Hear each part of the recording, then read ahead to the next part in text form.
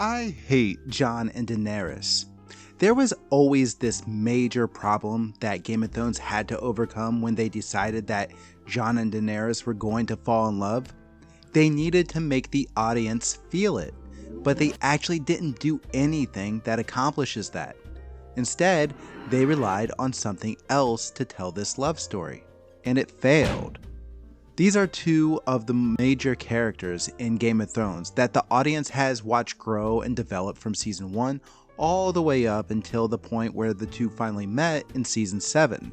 And of all the various relationships, romantic or otherwise, this one in particular was handled differently than all of them. And for reference, these are the moments that Game of Thrones gave us to try and convince us that Jon and Daenerys were falling in love. We all enjoy what we're good at. I don't. I don't like sand. And it gets everywhere.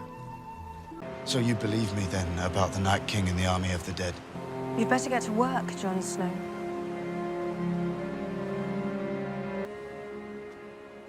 I think she has a good heart. A good heart? I've noticed you staring at a good heart. I will fight for the North when he bends the knee. Jon Snow's not in love with me. Oh, my mistake.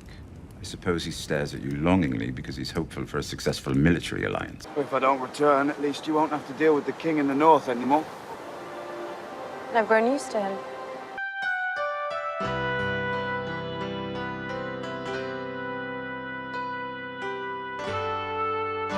Jon and Daenerys should be the epitome of what relationships could be in Game of Thrones.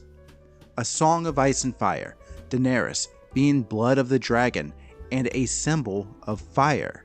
Jon with the bastard surname Snow from the north and serving at the wall made of ice, making him, well, the symbol of ice. It's a love story of two opposite worlds colliding. There should be different worldviews and perspectives that clash, and through and despite their differences, these two people fall in love, and that's what happens. Kinda. But it's actually just a portrayal of something else entirely, something very shallow. Like, it's an outline of a story being pitched to studio executives that ultimately the writers will work and develop into something of deeper meaning and substance. Okay. In a lot of ways, Jon Snow is the Mary Sue in Game of Thrones once you get beyond season 4.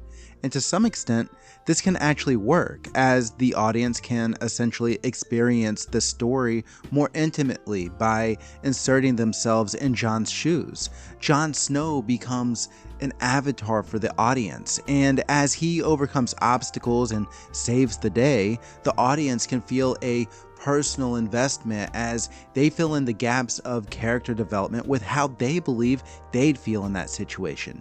It becomes a cheat code for writers, as their protagonist becomes the baseline for normal.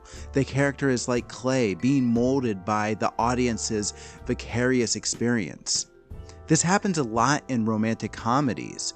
So like you have this otherwise average guy main character who meets this very exciting and adventurous girl who excites him and is an extravagant contrast to who he is. And everything about her is so intoxicating to the main character, and by proxy, us, the audience.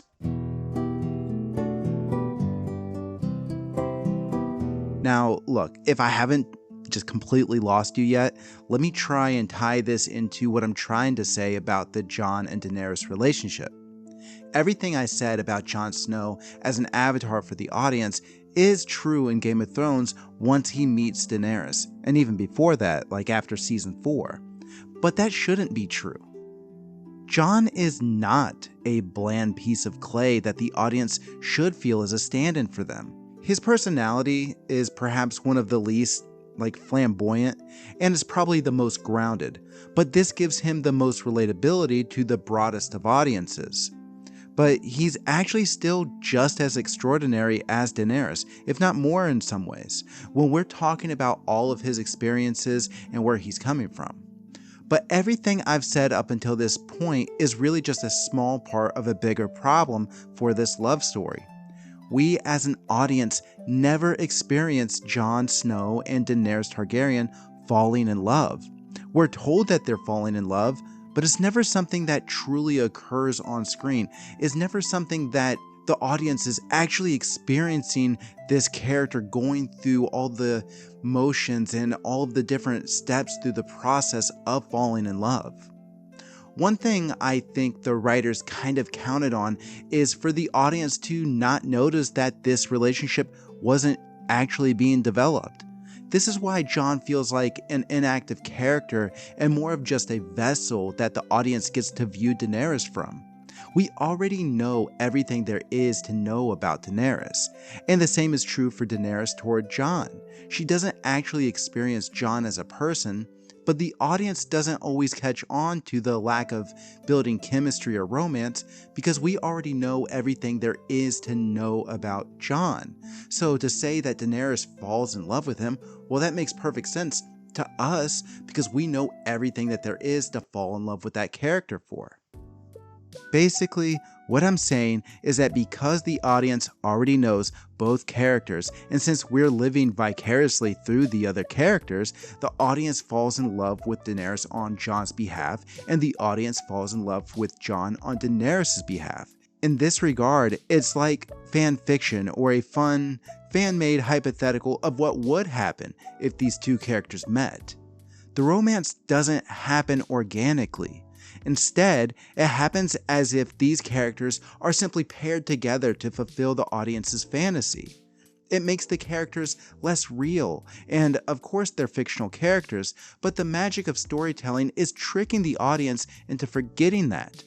That's why fan service almost never feels as the most deep or meaningful moments in these shows or movies.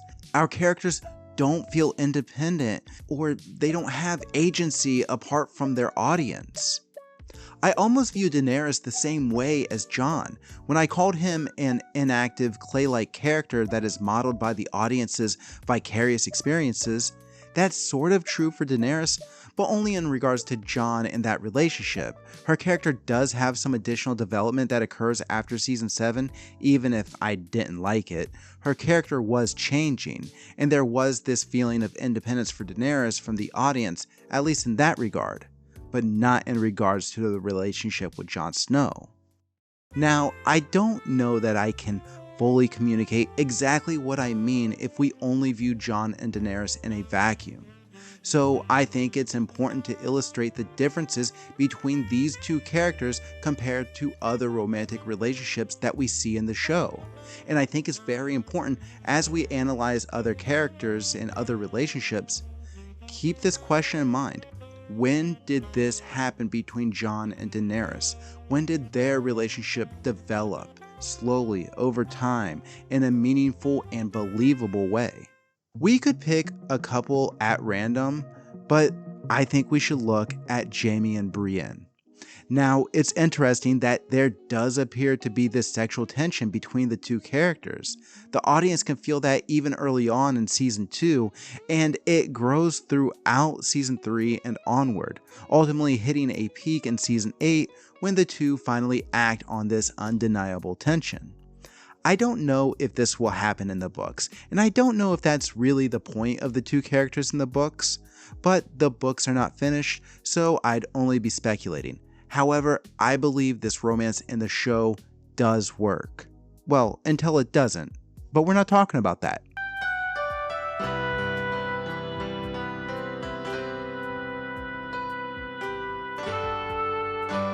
The reason a romantic plot succeeds or fails can be a mystery. At the end of the day, it's a subjective response from the audience.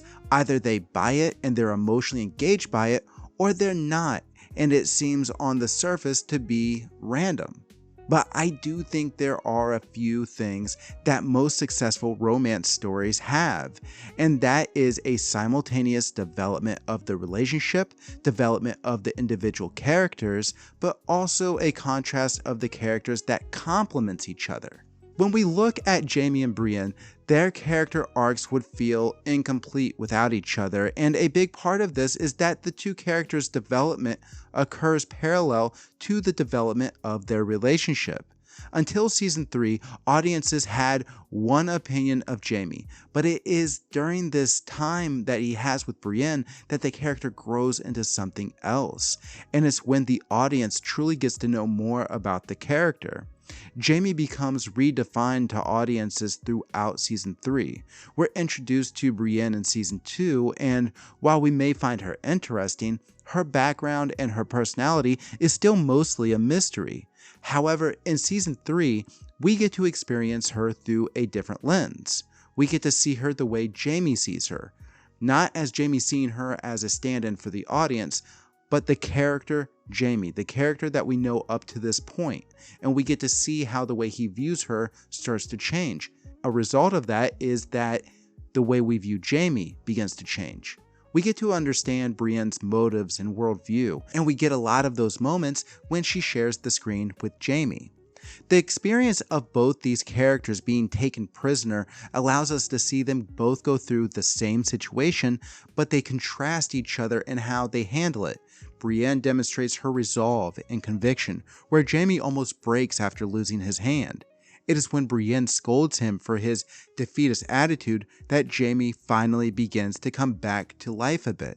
And before this, we experience a sense of humanity from Jaime when he convinces Locke not to allow Brienne to be harmed. Again, keep asking yourself, when do Jon and Daenerys go through anything like this? Any similar moments that they experience together that they both grow from? We learned so much about Brienne as her primary focus is to fulfill her vow to Catelyn, with a side quest of a determination to kill Stannis. We experienced this though with Jaime, a man who appears to disregard honor and even mocks Brienne for it. But there's this small moment between Jaime and Brienne before Jaime is set to leave Harrenhal, where he swears to return Sansa and Arya to their mother. That is a complete 180 from where he started in the story.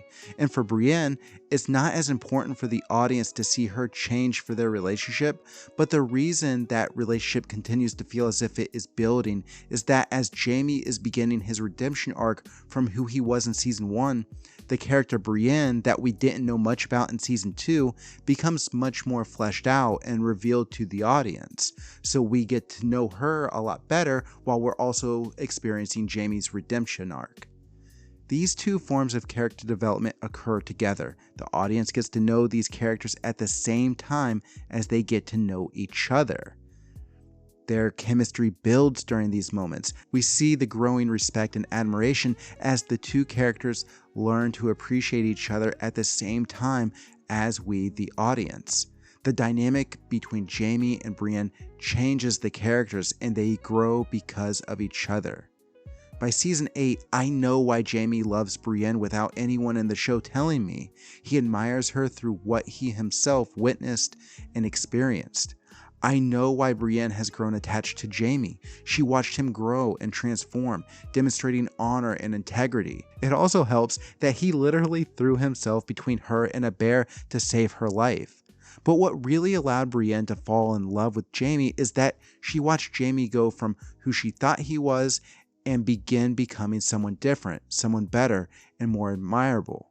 And the audience got to go through this experience with both of them. And because we felt this experience, creating a believable romantic tension between Jaime and Brienne was a success. Now, when we go back to the original topic of this video, Jon and Daenerys fails in most areas where a relationship like Brienne and Jaime succeed. We don't learn new information or experience character growth for Jon. He's not growing before our eyes because of his relationship with Daenerys. He's exactly who he was before he met her. And Daenerys doesn't seem to be attached to Jon for any other reason than genetic determinism, as if the Targaryen blood bond was the point. Even though thematically, that's a huge contradiction of the story Game of Thrones is telling, or at least trying to tell, as they slowly, after season 4, really start to fail to adapt the source material from A Song of Ice and Fire. Another thing going against this relationship is that we already experienced Jon have a relationship that checks all of the emotional and developmental boxes with the relationship he had with Ygritte. That relationship is a great example of challenging worldviews and perspectives. Jon is fundamentally a different character with a more conflicted worldview after his relationship with Ygritte. And it doesn't just happen overnight. We spent seasons 2 and 3 with Jon and Ygritte as he infiltrated the wildlings' camp, learned of their way of life, understood and began to sympathize with their cause. His prior worldview was challenged and reformed through his relationship with Ygritte. Yes, a relationship grew, but as the relationship grew and developed, Jon as a character evolved. So when Ygritte died, it was the weight of their relationship and all the confliction in Jon's loyalties that provided an appropriate devastation. With Daenerys' death, this was the death of a main character. It wasn't a loss that felt as intimate to Jon as it did to the audience. Yes, we lost Daenerys, but Jon simply lost a generic love interest. As I said before, we don't actually know what Jon loves about Daenerys, where it's easy to identify that his love for Ygritte was almost a temporary liberation from the world he once knew. He learned from Ygritte and admired her way of life, while simultaneously challenging the flaws in her perspective.